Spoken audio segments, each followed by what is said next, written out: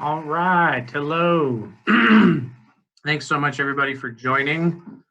In the sake of time and keeping you all on your schedules today, we'll get going.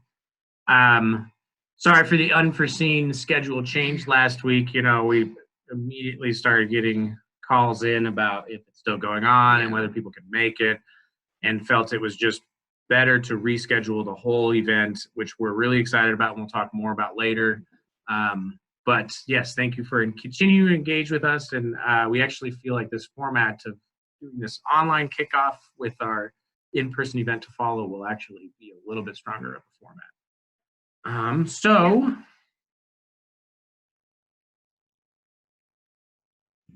Okay, so our headshots. I'll let my colleague Katie introduce herself. Hi everyone, I'm Katie Brumfield. I do career services at the Colorado School of Public Health, and I have volunteered to help run this mentoring program this year. And in previous years. No, I just helped out. And I'm Chris Jones. I am the communications director for CPHA, and I am a project coordinator here at the school for the Rocky Mountain Public Health Training Center. And Chris is helping me with everything, so we're kind of doing this together. Yeah.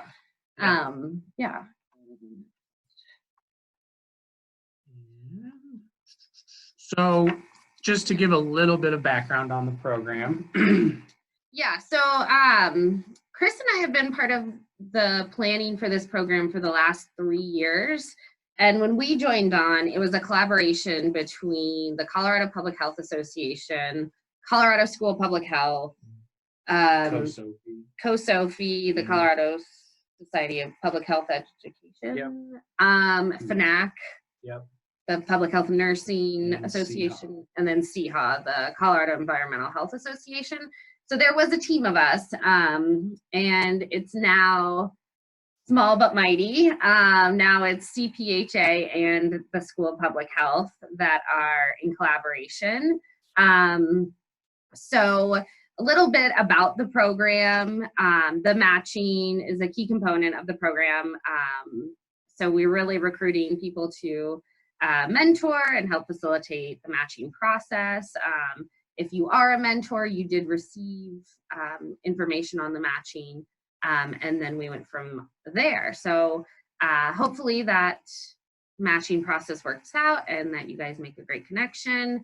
And then throughout the program, the ongoing support from Chris and I, we're here to help with meeting planning, problem solving, because it's kind of a newer format this year and it is just the two of us. We are really looking for feedback and hoping that you all will communicate with us if there are things you are wanting out of the program or things that could help with, you know, the mentoring relationship.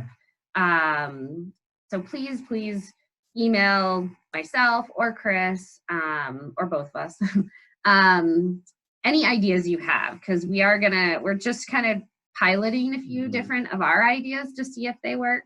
And this is one of them. So we thought that doing this webinar early, we didn't want to wait till our in-person session at the end of March, because we really want you guys to start meeting and getting started. Just to speak to kind of this reshaping, you know, we felt like a little bit of the energy around the program and what it could offer was plateauing and doing the same thing over and over. So we're excited to do a whole new kickoff event with a new training group on campus here, and really are going to be looking for what we can also support into the year. So we are going to plan evaluation, but then, yeah, logistically speaking too, if you have trouble with Zoom or you need a conference platform, we can help provide that. We can help troubleshoot just meeting timelines or issues you're having in your mentor-mentee relationship. So don't ever hesitate to reach out.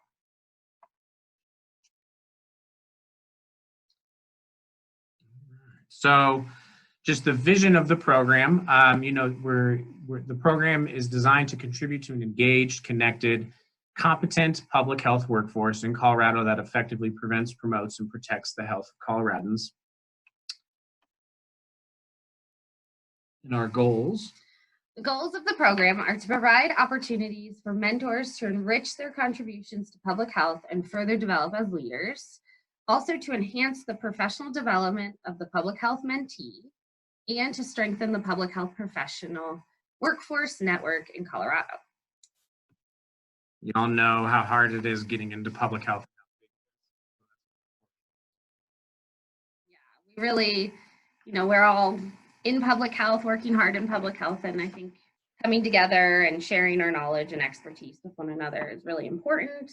So what do we mean by mentoring? I'm sure most of you have either been involved in a mentoring relationship before, maybe it was an official program, or you at least heard of mentoring before, but it is a developmental relationship in which one person nurtures the professional development of another, a process in which one assists another in clarifying professional goals, create an action plan to achieve those goals.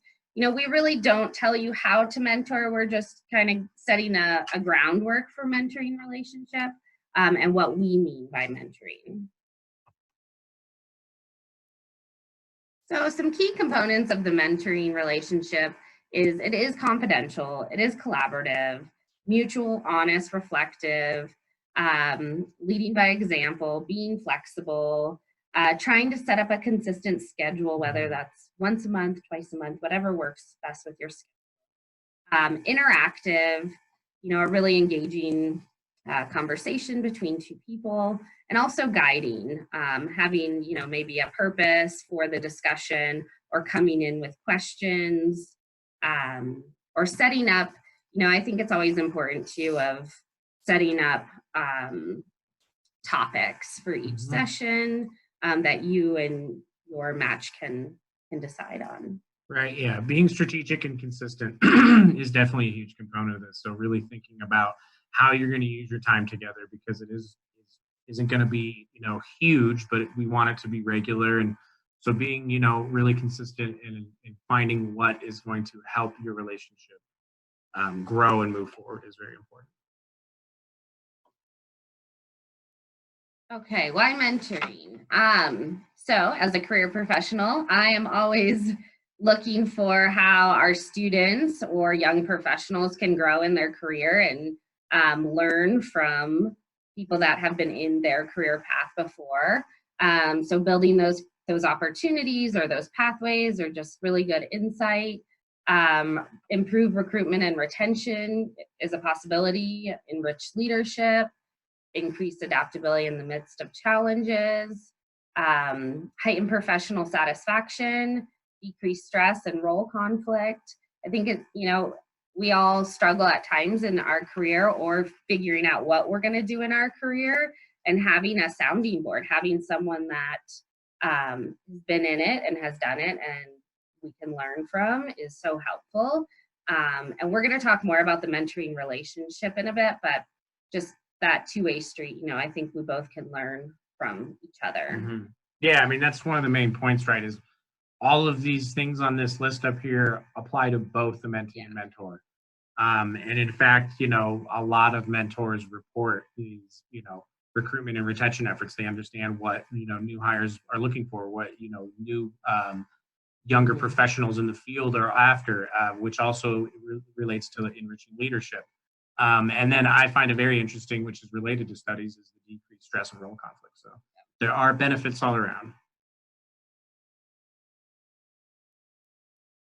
All right, so there's two main types of professional mentoring that we're going to talk about. Developmental mentoring. The mentor assists the mentee in developing new skills and abilities. The mentor is a guide and a resource for the mentee's growth. Or sponsorship mentoring. The mentor is more of a career influencer than a guide. In this situation, the mentor takes a close interest in the progress of the mentee. The mentor opens doors, influencing others to help the mentee advance. So this could be like connecting your mentee to other people in the field for informational interviews or job opportunities. And then developmental could be, helping your mentee or mentor with different opportunities to gain new skills, whether it's a training or a certification or a course or something like that. Oh, the Colorado Public Health Mentoring Program does not have a preference on mentoring style. We just wanted to give you the option that there are these two different styles and how you want to develop your mentoring relationship. So characteristics of a good mentor that we have put together: approachable, welcoming, shares information and experiences openly, good communication skills, trustworthy, provides accurate and appropriate feedback, motivating, encouraging, positive, empowering, allocates appropriate time for, that should say mentee, sensitive to the needs of the mentee. And I also think really, you know, being open and honest is also, you know, I think a huge characteristic too, because I think the mentees have a lot to gain from your experiences as a mentor. Characteristics of a good mentee, you know, the mentee really should be coming in with driving the process, asking the questions, and designing kind of how they want this the sessions to go and what they want to gain from it, motivated, listens and accepts guidance and feedback, sets realistic and appropriate goals, reliable, trustworthy, maintains confidentiality, looks to be challenged, flexible, open to new ideas, shows initiative, recognizes and appreciates the mentor's time. I think should be added to this because I know you all have full-time jobs and a family and a life and everything else, and dedicating your time to do this, I think, is a really huge thing. And I think another thing for a good mentee is being open and honest and really engaging in that process. Yeah. We've got a brief video to keep you guys engaged. It's cute, I promise. Yeah, I can't take credit. Katie actually found the video. All right.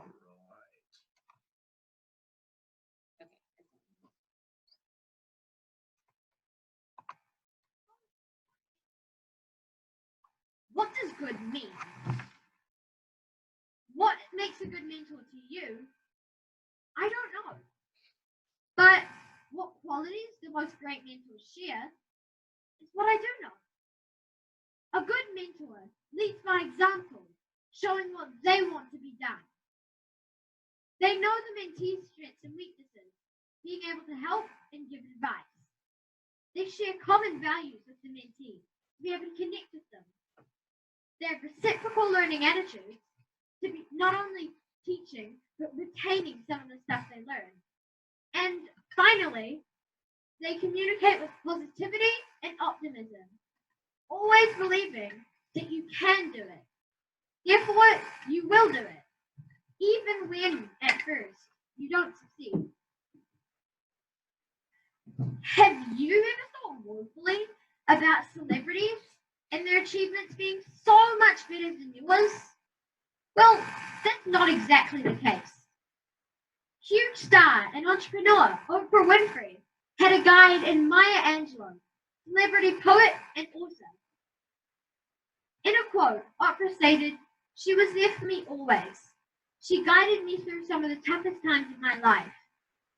Even Mother Teresa, who dedicated her life to helping others, attributes much of her good works to friend Father Van der Peek, whom she met in a bus stop in Rome. And US astronaut John Glenn was mentored by his high school civics teacher, who always encouraged him to reach for the stars. But even with the best suited mentor for the mentee, if that mentee isn't ready, then it all goes to waste. When I was in grade 4, my teacher was trying to teach me the importance of planning. His favorite line was, "Listen to me now, or listen to me later." Naturally, being my age, I completely ignored him, only planning thoroughly 4 or 5 times that year. Looking back, it would have been awesome if that planning ability took off, but I admit, I wasn't ready. So, what are good attributes for a mentee? A mentee must have a positive attitude. This is vital, that if they fail at first, they can pick themselves up and keep going.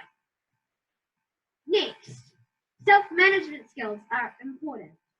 To be able to put a sufficient amount of work and effort. And communication skills. To be able to ask for help and advice when they're struggling. And finally, confidence. Knowing and believing that you can do it. As the great Yoda says, there is no try, only do or do not. All right, we can only all only hope to be so successful as a 12-year-old having a TED Talk, but he had some really good points to make. Let me get the share up here.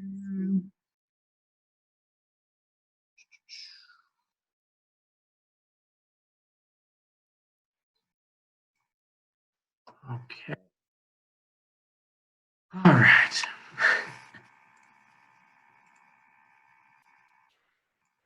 Okay, so just kind of a basic, again, there's no right size or one size framework for this, but if you're kind of floundering on what the process might look like over the next 10 to 12 months, really this is just a brief, let's stage one, you getting to know each other. So introducing yourself, your professional backgrounds, what your goals are, what you hope to be doing, and understanding where both of you are at in your careers. So that may take a meeting or two.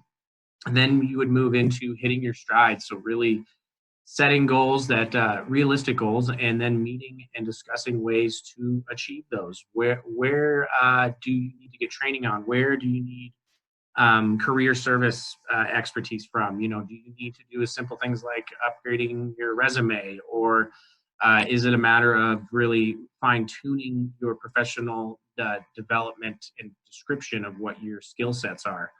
And then, or just networking. Who do you need to be talking to find out what portion of the public health industry you're trying to be successful in?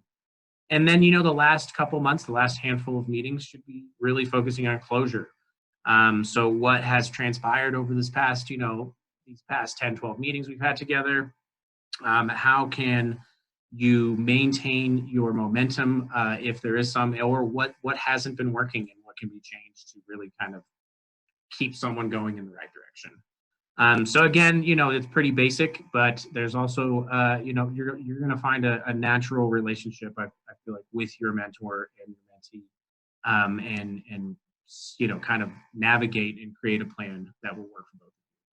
Yeah, and there's not a specific number of meetings in each stage. Mm-hmm. So go with what feels right with your mentee and mentor. Mm-hmm. So building the mentoring relationships, just a few suggestions around getting to know each other. Establish some trust. I think that's just done through general rapport and being open, being clear about what can be offered from both ends. Like the next one says, it's a two-way street, so you both should give and receive. So the mentee, you really help the mentor understand where you're at with your professional development. Where are you hoping to go, and where have you been? And then, of course, that the same goes for the mentor. Really being clear about who your network is and what you're capable of offering, and then that really kind of sets the tone for the whole relationship. Take some initiative. So really, from both ends too, just like step up. And I think everyone is here because they are people who really do take initiative. And so that should be coming a little bit natural. But of course, be respectful and be on time. As mentioned previously, you're both taking time out of your day. We're all volunteers on this program. And so really making sure that one meeting you maybe have a month, that you're on time and that you use it well is really important. And then that's those little things too that'll come back to bite you if you're, if when you're applying in the future. Public health world in Colorado is very connected. You'll start seeing the same faces over and over, and you don't want to be the one who's known as the late arriver, which I'm definitely guilty of. Maintain confidentiality. So, this is a growing process. People, I struggled with getting my feet wet in the public health world. And that can be something that folks want to keep private as they learn and continue to grow. So keeping, that speaks back to the trust piece, keeping things confidential is very important. And then follow through. So when you set goals and you set a schedule and you set up meetings, follow through, join those. Try not to flake. Life happens. And so that's, undoubtedly, life is going to interject, and you're going to have times where you have to quit, or, not quit, but have to skip a meeting and reschedule, but really do your best to follow through. It's those little things that make this relationship valuable. Some tips with getting to know each other in the beginning stages. You could both bring your resumes and go over your resumes and your past experiences and your current role. Also asking, why did you choose public health? Everyone gets into public health for a passion or a reason. And for the mentor specifically, going into what has led them to their career that they have today, like how did they get there and how is that path those are great points. Yeah, so just really trying to develop that relationship, but also understanding your past and how it relates to your current, and then move into the future. Definitely. That's a great point. Yeah, everyone has that thing that they got into public health about, and even if it's different between you and your mentor, I guarantee you it'll be something that you can't connect on. So building the mentoring relationship. So a few things around hitting your stride. So we suggest you shoot for a minimum of 3 mentoring SMART goals. So, I'm sure everyone here has heard the acronym SMART before, but essentially making measurable goals, measurable and realistic and time sensitive. So do things that are possible. Now that isn't to say you shouldn't shoot for the stars, but try and make things that you can check boxes. Creating a list of actions to support those goals, which can be as simple as just your schedule and setting up calls, or creating a recurring meeting that you guys all join. Determine resources needed to reach your goals. So once you start to hash out what your goals are, I'm sure your mentor can help speak to what you need to get there, because it isn't necessarily just academics or certain training, but it can be a combination of things, or just people you need to meet, or events you should try and attend if you can. And then due dates for these actions. So speaking back to that SMART goals piece, just set up some realistic dates. And if you miss those dates, at least you still have them, and it should try and push you to hang on to things. And then identify outcomes for each goal. So again, back to that measurable piece. We really urge you to set some, like, okay, related to my networking growth, how many connections have I made over the 6 months? Setting a certain minimum of people you've reached out to, or training opportunities, or public health conferences and events that you've gone to. Just actually setting metrics around doing those. And then identify and manage risks or barriers. So risks could be simply navigating someone to the wrong portion of the public health field that they're not interested in. Or barriers around, hey, I'm hitting a wall on connecting with this person you suggested. Who else might I be in contact with? Things like that. And then establish a plan for assessing progress towards these goals. So, once you get into the final stages of this program, are you able to look back and really see what was completed? And then, of course, what's left. So we'll review these, and we have one more little video here to energize the day.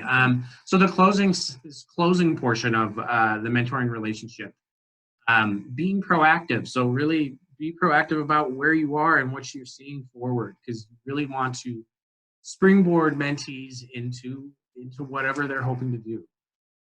Review your shared action plan. So what was missing? What can your mentee and or mentor suggest to, hey, here's the pieces we didn't get to. You should try and follow up with them. Take a moment to give yourselves a pat on the back. Acknowledge accomplishments. Just showing up is huge.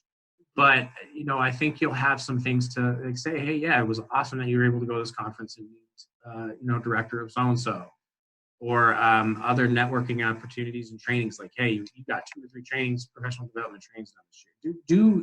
We don't do that enough in public health. We don't really celebrate successes, even the little things, enough. And I think it's important to acknowledge those.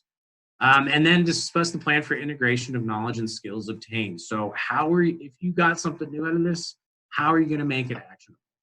I definitely have had plenty of trainings in the past where I'm like, yeah, I took a lot of this away. And then 6 to 7 months later, I'm like, oh, I haven't actually used any of that. So really being proactive around how you're going to take what you got from this and put it forward and move it into your career. Lastly, celebrate. We'll try and help you do that. And then, there has to be that point where you shake hands and move on. I mean, of course, there's going to be relationships that continue, and we definitely encourage those. But the mentor-mentee relationship isn't supposed to last forever. The point is to give you a leg up and then have folks, walk from there.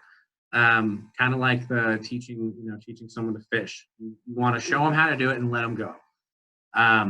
So we'll pull up our final video here.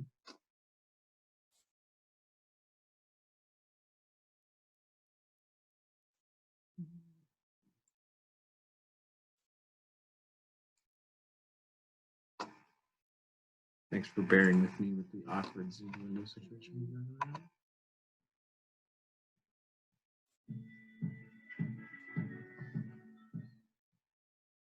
At this moment in your life, where are you seeking advice and coaching? I have a few mentors, people who I love, and I have a very specific sort of definition of a mentor. So I have a mentor, a remarkable human being, right? Who's been there for me, who's been good for me, and look, he's much older than me. He's accomplished much more than me.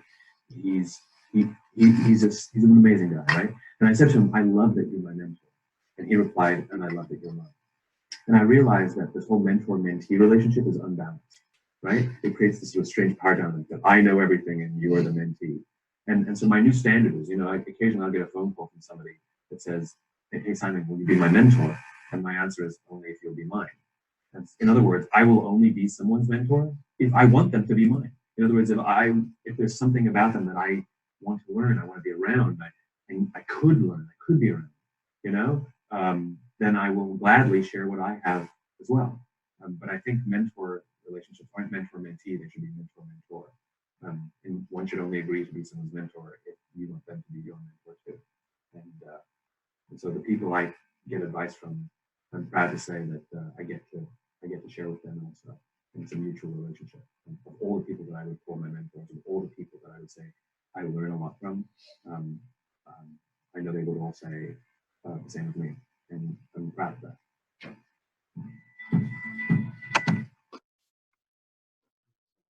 So again, Katie went hunting for some good videos there. Really, I think that is important, especially in public health. If I've learned anything in public health, it's that there's plenty I don't know.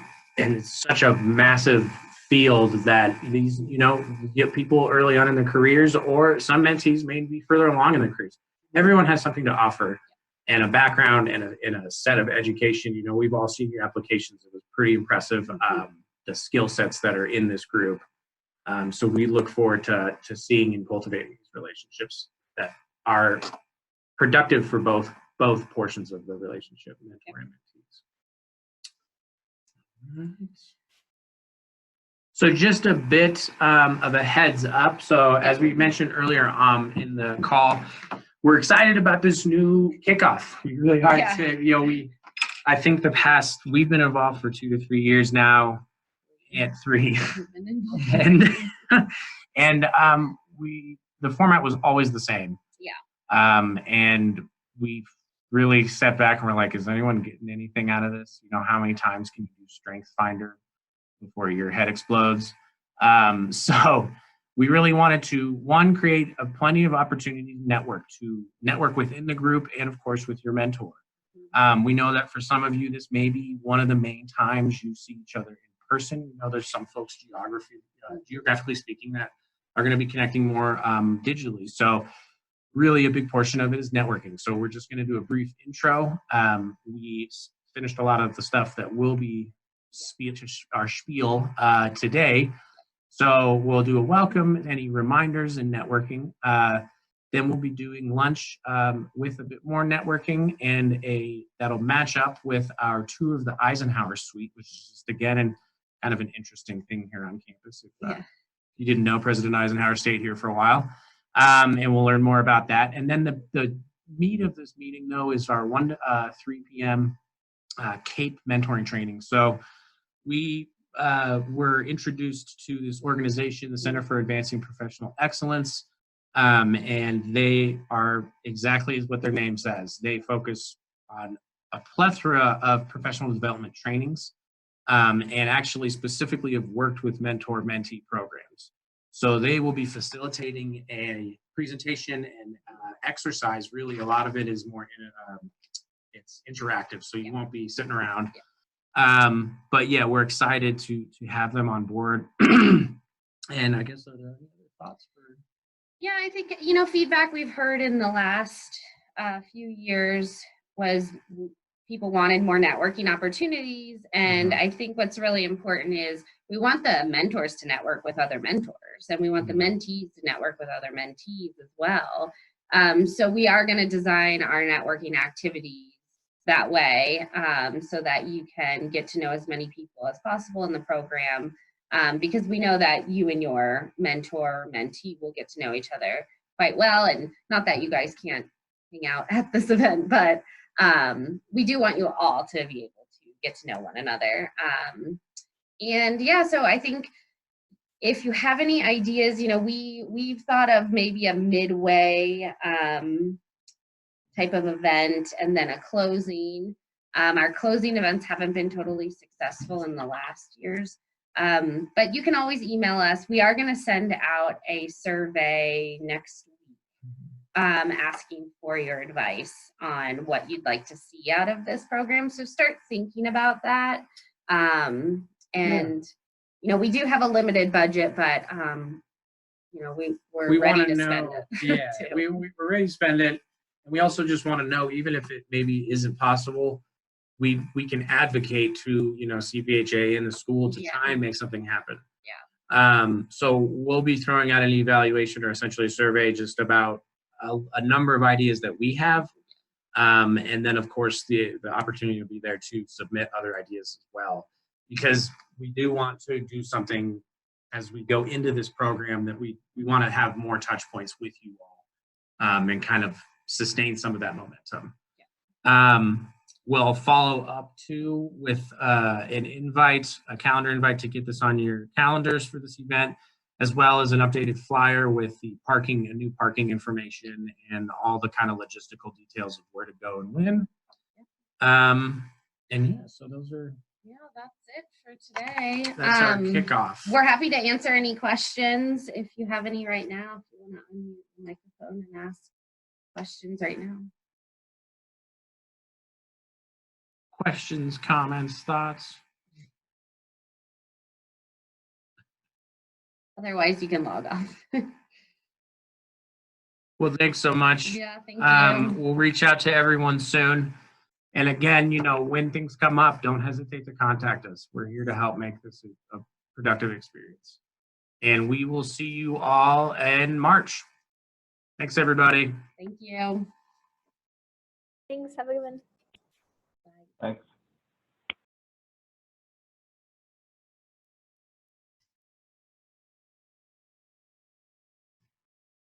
I was confused on where the